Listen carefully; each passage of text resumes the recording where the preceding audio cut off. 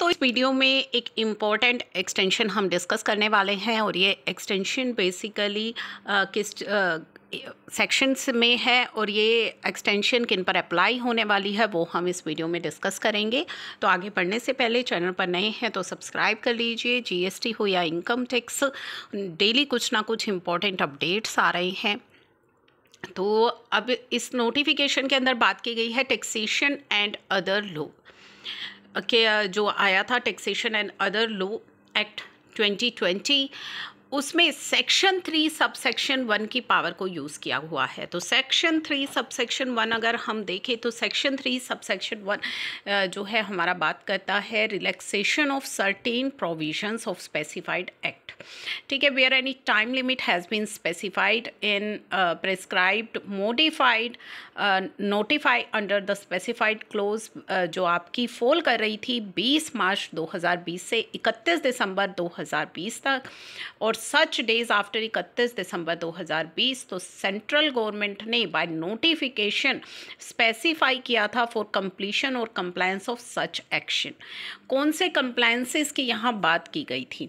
इसमें बात की गई थी अगर कोई कंप्लीट करनी है, कोई प्रोसीडिंग, कोई ऑर्डर पास करना है या इशू करना है, कोई notice, intimation, notification, sanction and approval by whatever name called by any authority, commission, tribunal by whatever name called under the provision of specified act.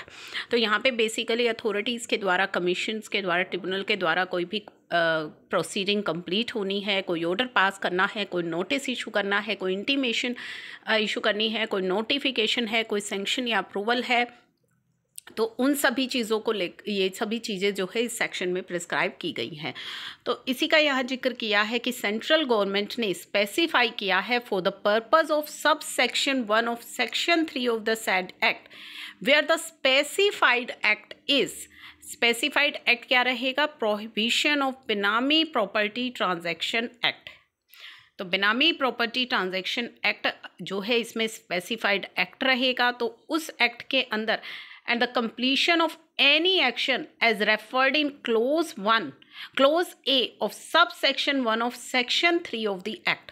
और कौन से एक्शंस की बात की गई है? जो सेक्शन 3 सबसेक्शन 1 के क्लोज ए में बात की गई है। क्लोज ए में कौन से जो एक्शंस है, कोई प्रोसीडिंग कंप्लीट करनी है या फिर कोई इंटीमेशन इशू करना है, कोई नोटिस है, कोई ऑर्डर पास करना है, तो इन सभी एक्शंस से जुड़े किस एक्ट की बात हो रही है? बेनामी प्रॉपर्टी ट्रांजैक्शन एक्ट, यानी कि बेनामी प्रॉपर्टी ट्रांजैक्शन एक्ट में अगर सेक्शन 3 सबसेक्शन 1 क्लोज ए के जो एक्शंस हैं जो कि बात करते हैं relates to passing of order under subsection 3 of section 26 of benami act, वहाँ पे ये एक्सटेंशन दी गई है।